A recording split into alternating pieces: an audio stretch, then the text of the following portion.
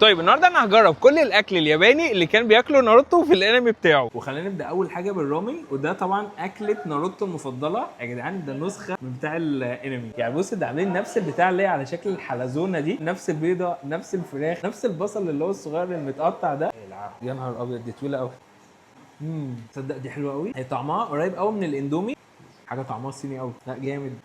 تعالى نشوف البيض ده. بص شكله بيض عادي، بس من ورا لونه بني. يعني ده مش قشر بيض يا جدعان، ملوش ريحه. بيض مسلوق قوي. بص كميه الصفار عامل ازاي. الصفار نفسه العضه بتاعته غريبه. تعالوا بقى ندور الحلزونه. يا اما الحلزونه دي ده ايه ده؟ العضه بتاعتها شبه الفراخ بس هي مش فراخ. طعمها حلو بس غريبه. تعال نحط من البتاع ده. هي قالت لي حاجه بالصيني بس انا والله ما فهمتها. ايوه. حراقه بس تحفه. البتاع دي عامله شبه التقليه بتاعت الملوخيه. تاني حاجه بقى ايه ناروتو كان بيحبها، هي حاجه اسمها تانجو. انا كنت فاكرها حاجه حادقه بس هم قالوا لي هنا ان هي حاجه مسكره. دي المفروض كرات رز. هي قالت لي حلوه. هي قصدها حلوه كطعم ولا هي حلوه كسكر؟ اللون بتاعها حلو قوي. ايه ده؟ دي حاجه مسكره فعلا، عامله شبه المارشميلو محطوط عليها عسل اسود. غريبه قوي بالنسبه لي. هل في فرق في الطعم بقى ما بين البينك او الاصفر او الاخضر؟ تعالى نشوف. تصدق في فرق. الصفرا ما فيهاش تيست خالص، طعم التفاح. ايه ده؟ بس هو اللي حلو قوي بتاع اللي شبه العسل. يعني بص بص بص بص، تاخده كده هو تقيل.